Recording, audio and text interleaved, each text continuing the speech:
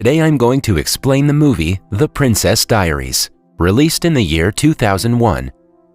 Mia Thermopolis is a shy 15-year-old girl who lives with her painter mother in a renovated San Francisco firehouse. She is socially conscious and has a hard time making friends.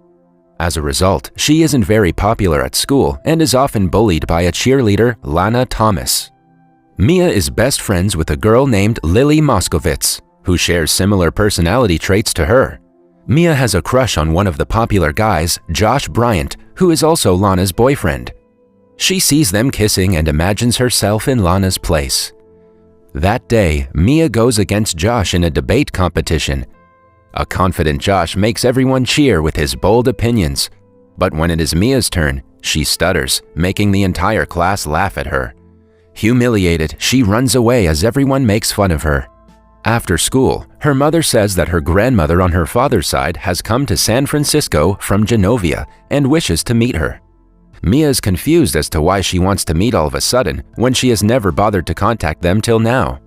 The next day after school, she goes to the address and ends up in front of a massive mansion. She is welcomed by a butler who leads her to her grandmother, Clarice Rinaldi. Mia is then informed that her grandmother is actually the Queen of Genovia, a small European kingdom. The reason she wanted to see Mia was to inform her that her father was Crown Prince of Genovia and, due to his recent death, she is now the next in line to the Genovian throne. At first, Mia thinks that the old woman is joking, but she soon puts two and two together and is beyond shocked to find out that she is a princess who is now responsible for an entire kingdom. The queen says that she will have to move to Genovia and become an entirely different person than she is now. Overwhelmed by all the information, Mia refuses to be a princess and runs away. When she returns home, she is mad at her mother for hiding the fact that they are royals. It turns out that after Mia's parents divorced, they agreed to let her live with her mother so she could have a normal childhood. They had planned to tell her when she turned 18, but now that her father is dead, she has to take on the responsibility. The next day, she, her mother, and the queen talk about the matter. The queen wants to introduce her as the princess to the world, but before that, she wants to train her on how to act like a princess. Mia is strictly against the idea, but her mother persuades her to attend the princess classes and decide if she wants to be a royal after that. Till the ball, Mia will have to keep this a secret. The queen then sends Mia off with the head of security, Joe, who has been appointed to take care of her and ensure her safety until she is declared a princess to the world. Mia is also gifted a limo for her daily trip to the school. She picks up Lily on the way, who is mesmerized by the car. After school, Mia goes to a car repair shop and finds out that her old car costs $400 to repair. Lily's brother Michael, who works in the shop, has had a crush on Mia for a long time, but she hardly acknowledges him. Following that, Mia goes to the mansion for her first princess lesson. The queen critiques her looks and tells her assistant everything that needs to be changed. She also teaches Mia about good posture and hygiene that a princess should possess. Following that day, Mia learns about all the royal etiquettes, from dancing to dining to personal presentation. Every day after school, she goes to the mansion for the lessons. Because of this, she and Lily hardly get to spend time together. Since Mia is Lily's only friend, she gets very lonely for the next couple of days. One day, the queen invites an Italian stylist, Paolo, to do a makeover on Mia. He compliments Mia on her natural beauty, although his expression says otherwise. Paolo and his assistants pluck her eyebrows, straighten her hair, and give her facials and manicures to make her look much more presentable. He also breaks her glasses and makes her wear lenses instead. By the end of it, Mia looks like a completely different person. The queen is impressed by her granddaughter's new look, but she strictly tells Paolo and his assistants to keep the makeover a secret. The following day, Mia and Joe go to pick up Lily for school. Michael sees her new look and is mesmerized by her beauty. Lily, however, is not very happy about the makeover because she thinks her friend is turning into one of the mean girls at school. She makes Mia wear a hideous hat to hide her new hair. The two get into a massive argument because she thinks Mia is going to ditch her one of these days. Not being able to handle her friend's indifference, Mia tells Lily the truth. Suffice it to say that Lily is surprised, but she agrees to keep it a secret when Mia explains that it is for her safety. When in class, Lana bullies Mia to take the hat off, and everyone is surprised by her beautiful hair. The following day, Michael asks Mia to come to a music convention that he is going to perform in. He is really passionate about music and hopes she will be there to watch him perform. Mia promises to come but is dismissive about it. When she reaches school, she is swarmed by reporters who ask her several questions about being a princess. The secret has somehow gotten out and Mia is in trouble. She believes that Lily told it to everyone, but Lily insists it wasn't her. When the situation gets out of hand, the Queen comes to the school. They find out that the stylist Paolo was the one who told the media about Mia to claim his way to fame. The next evening, the Queen holds a royal dinner party where she presents Mia to some high-ranking royals from around the world. The dinner goes pretty well until Mia accidentally lights a guest's sleeve on fire and dumps his arm into an ice bucket. As she tries to pick it up, the servers trip and fall to the ground, dropping the fruits onto the guests. The Queen sits holding her head at the disastrous dinner, but the guests laugh it off. In the next training season, contrary to Mia's predictions, the Queen isn't mad at her. In fact, she cancels all her meetings to spend a day with her granddaughter. They go to the arcade together and have a lot of fun. The Queen plays all of Mia's favorite games, takes pictures with her in a photo booth, and tries her favorite corn dogs. On their way back home, Mia drives, but while trying to climb up a slope, the car's brakes malfunction. She crashes the car into San Francisco's famous cable cars loaded with people. The police are about to arrest Mia, but the Queen uses her public speaking abilities to persuade the officers into letting them go. By the end of the encounter, he even calls a police car to drive the royals back home. Mia is impressed by her grandmother's skills and even calls her the best queen. When she goes to school the next day, she is surrounded by kids asking for her autograph.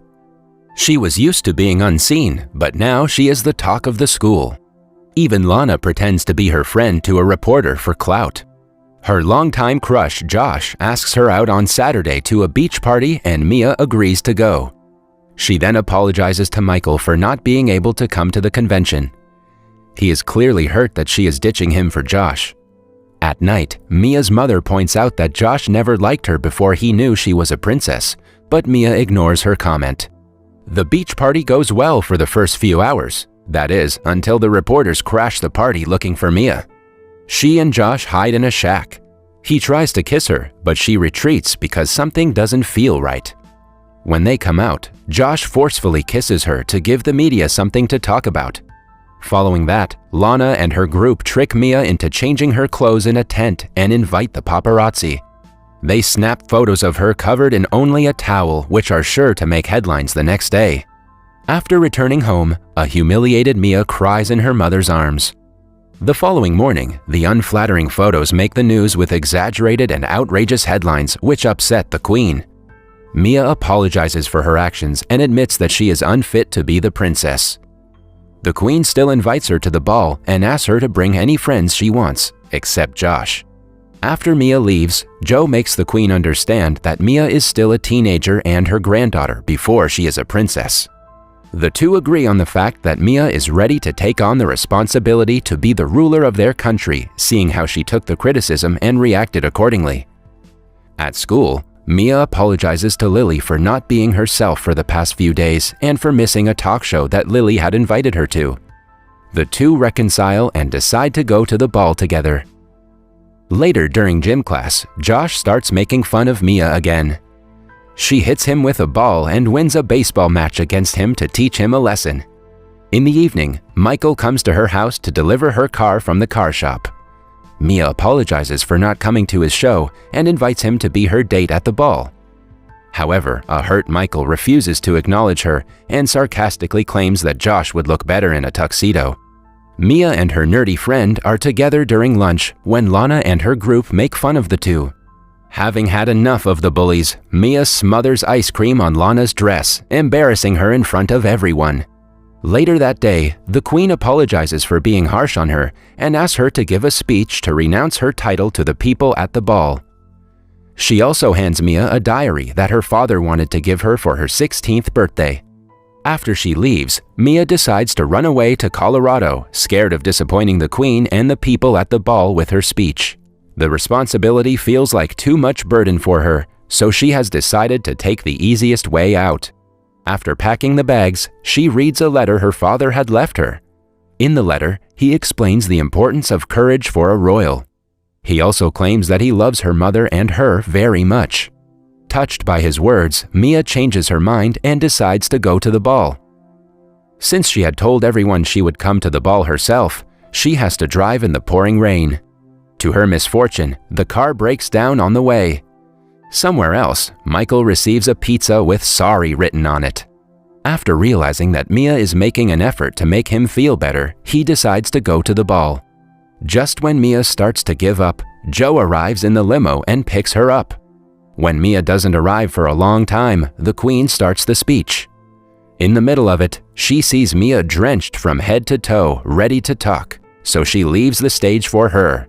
At first, Mia stutters like she usually does when speaking in public, but then she remembers her father's words and gives a heartfelt speech to the crowd. At the end of the speech, she announces herself as the Princess of Genovia, making the guests applaud.